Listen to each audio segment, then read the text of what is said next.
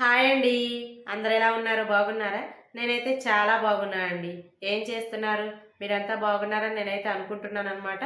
So, ఈరోజు మన video ఏంటంటే డిఎస్సి ఎగ్జామ్‌కి నేను ఏ విధంగా ప్రిపేర్ అయ్యాను? ఎలాంటి టిప్స్ ఫాలో అయ్యాను?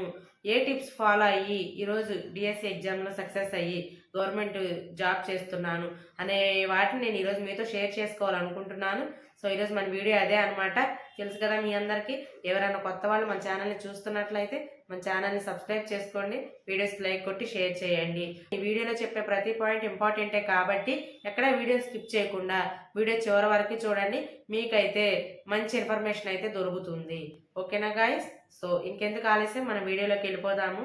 సో డిఎస్సి ఎగ్జామ్లో సక్సెస్ అవ్వడానికి నేను ఏమేమి టిప్స్ ఫాలో అయ్యాను, సో వాటిని నేనైతే ఈరోజు మీతో షేర్ చేసుకోవాలనుకుంటున్నాను. సో దాంట్లో ఫస్ట్ వన్ వచ్చేసి మన దగ్గర డిఎస్సికి సంబంధించి ప్రాపర్గా బుక్స్ ఉండాలండి. ఓకేనా? అదొకటి ఇదొకటి అట్లా కాకుండా మంచిగా మీకు అన్నిటికీ సైకాలజీకి బెస్ట్ బుక్, నాకు తెలిసినంతవరకు బెస్ట్ బుక్స్ అంటే టెక్స్ట్ బుక్సేనమాట. టెక్స్ట్ బుక్స్ అందరి దగ్గర అన్నీ ఉంటే చాలా మంచిది. ఓకేనా? కొంతమంది ఏం చేస్తూ ఉంటారంటే టెక్స్ట్ బుక్స్ కొనకుండా ఇంటి దగ్గర పిల్లలు ఉంటారు కదా, వాళ్ళు తీసుకుని చదువుతూ ఉంటాం. వాళ్ళు ప్రాపర్గా వాళ్ళ క్లాస్ అయిపోయి అది వాళ్ళకు యూజ్ లేకపోతే మనకి ఇచ్చేస్తే ఓకే.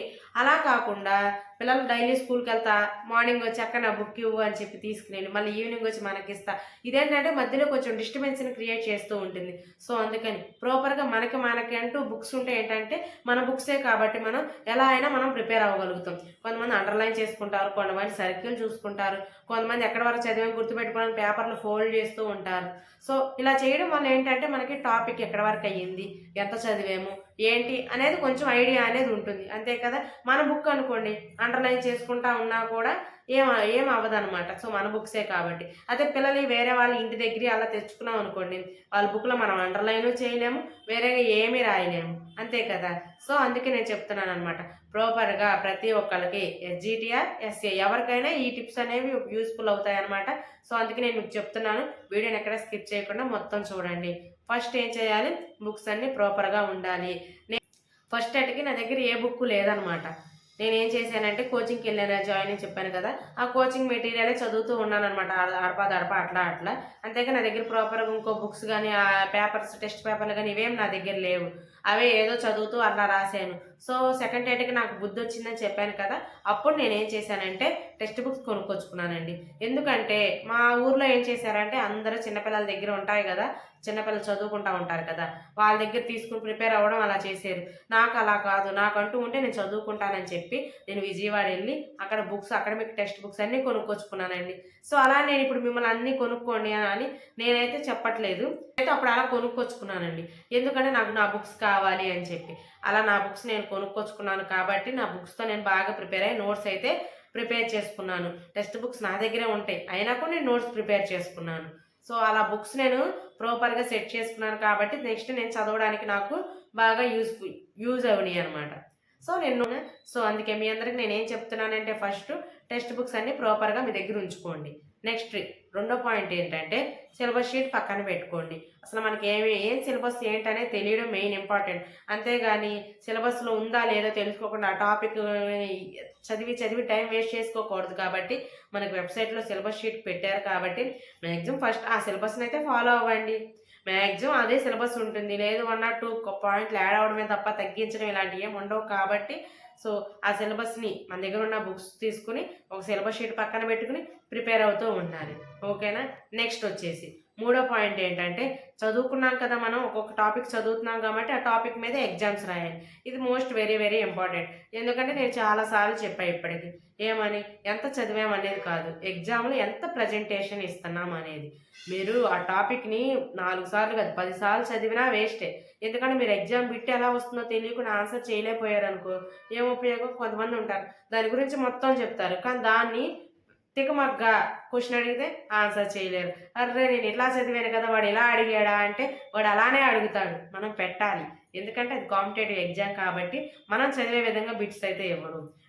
వాడు ఏ విధంగా బిట్టిచ్చినా మనం పెట్టగలగాలి, అప్పుడే మనం చదివినట్టు, ఎగ్జామ్కి బాగా ప్రిపేర్ అయినట్టు. సో ఇలా మీకు ఎప్పుడు అనుభవం వస్తుందంటే ఎగ్జామ్స్ రాస్తేనే అనుభవం అవుతుంది. అందుకేనా? సో ఎగ్జామ్ రాస్తేనే అనుభవం అవుతుంది. అందుకే నేను మీ అందరికీ మాక్ టెస్ట్లు కానీ ప్రాక్టీస్ టెస్ట్లు కానీ డైలీ రాస్తూ ఉండండి. ఎందుకంటే మీకు ఇప్పుడు చాలా టైం ఉంది కాబట్టి ఎక్కువ నాలెడ్జ్ని మీరు పెంచుకోవచ్చు.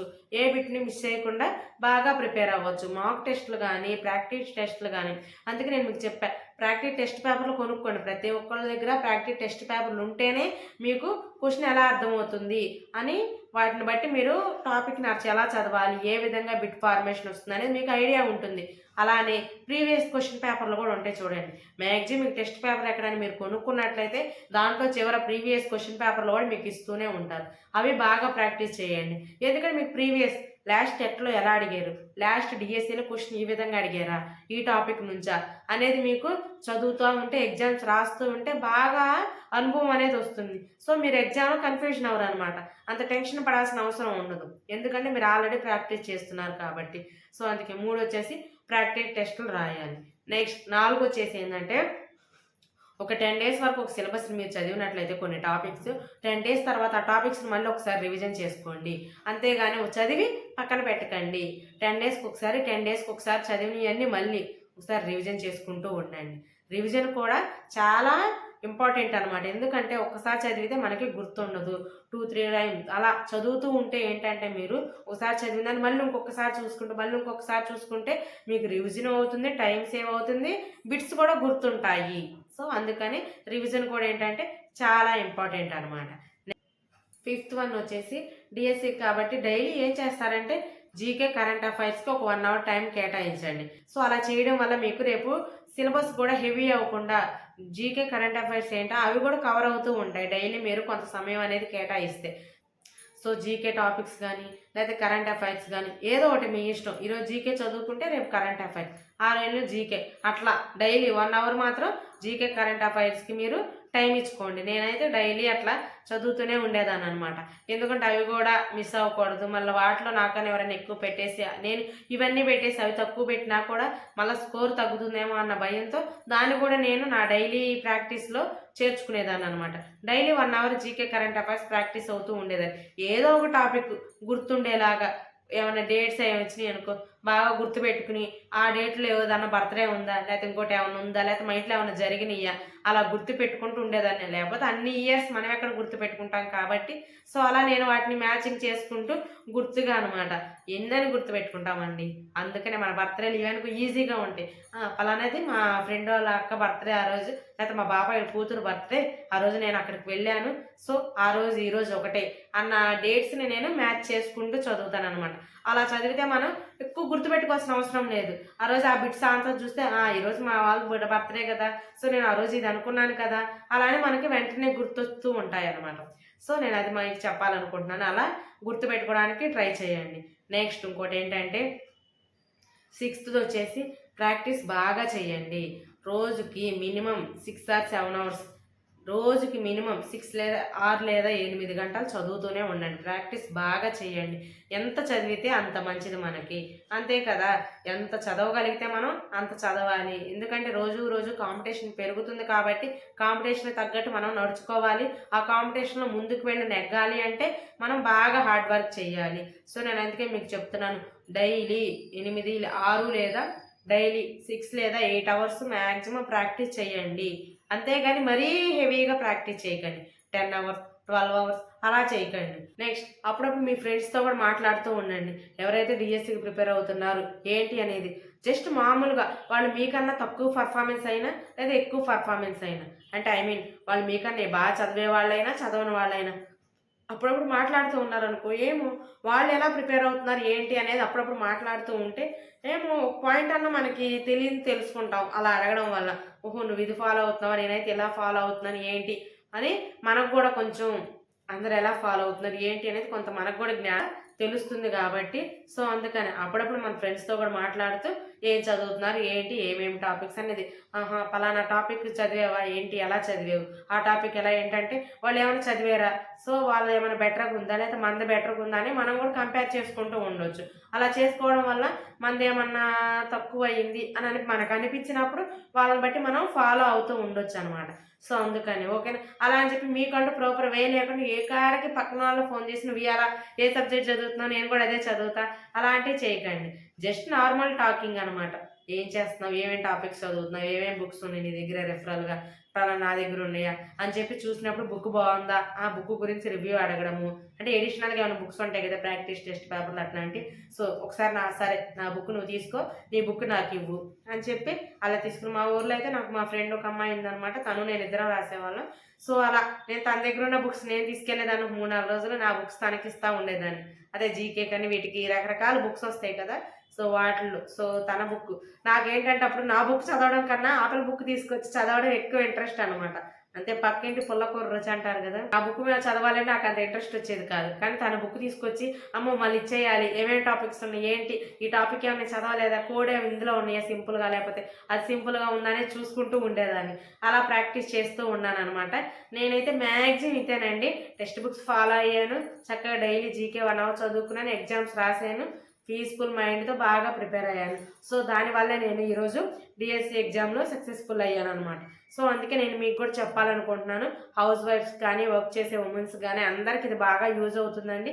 ఏం లేదు, మీరు ఏం చేయాలి, బుక్స్ దగ్గర పెట్టుకుని, సిలబస్ షీట్ దగ్గర పెట్టుకుని, ప్రిపరేషన్ ప్లాన్ ఒకటి రెడీ చేసేసుకుని, ఎన్ని అవర్స్ మీరు కేటాయించగలుగుతారో అన్ని అవర్స్కి ఏమేమి సబ్జెక్ట్ ఫాలో అయితే బాగుంటుంది, ఏమేమి ప్రిపేర్ అయితే బాగుంటుంది అని చెప్పి అలా ప్రిపేర్ అవుతూ ఉండాలి. ఓకేనా, నేను చెప్పాను కదా 6 లేదా 8 గంటల వాటిలో అన్ని సబ్జెక్టులు ఇంక్లూడ్ అయ్యేలాగా చూసుకోండి. అన్ని సబ్జెక్టులు ఇంక్లూడ్ అయ్యేలాగా చూసుకుంటే మీకు వెంటనే నోటిఫికేషన్ వచ్చి అన్ని సబ్జెక్టులు కవర్ చేయగలుగుతారు, త్వరగా అన్ని ఫినిష్ చేసి మనం అలా ఒక సబ్జెక్ట్ ప్రిపేర్ అయ్యానుకో, వెంటనే ఏదైనా నోటిఫికేషన్ వస్తే అప్పుడు ఆ ఒక్క సబ్జెక్ట్లోనే మనకి ఎన్ని చదివినా బిట్స్ అయితే రావు. కాబట్టి డైలీ అన్ని సబ్జెక్టులు ఉండేలాగా చదువుకుంటే ఏంటంటే మనకి బాగా బెనిఫిట్ అవుతుంది. సో గైస్, మీలో ఎంతమంది ఏపీ కానిస్టేబుల్ కూడా అప్లై చేసి ఈవెంట్స్ కోసం వెయిట్ చేస్తున్నారు, వాళ్ళైతే నాకు కింద కామెంట్ సెక్షన్లో కామెంట్ చేయండి. ఎందుకంటే చాలామంది అన్ని జాబులకి ప్రిపేర్ అవుతూ ఎగ్జామ్స్ రాస్తూ ఉంటారు కదా, సో అందుకని నేను అడుగుతున్నాను అనమాట. మీలో ఎవరైనా కానిస్టేబుల్ రాస్తూ డిఎస్సికి ప్రిపేర్ అవుతున్నారా, లేకపోతే వేరే ఎగ్జామ్స్ రాస్తూ డిఎస్సి ప్రిపేర్ అవుతున్నారా అనేది నాకు కింద ఒకసారి కామెంట్ సెక్షన్లో కామెంట్ చేయండి గాయస్. ఓకేనా, సో ఈ టిప్స్ అయితే నేను ఫాలో అయ్యాను. సో మీకు కూడా యూస్ఫుల్ అవుతాయని నేనైతే అనుకుంటున్నాను. సో మీకు యూస్ఫుల్ అనిపిస్తే మన వీడియోకి ఒక లైక్ చేయండి, మన ఛానల్ని సబ్స్క్రైబ్ చేసుకోండి. Thank you.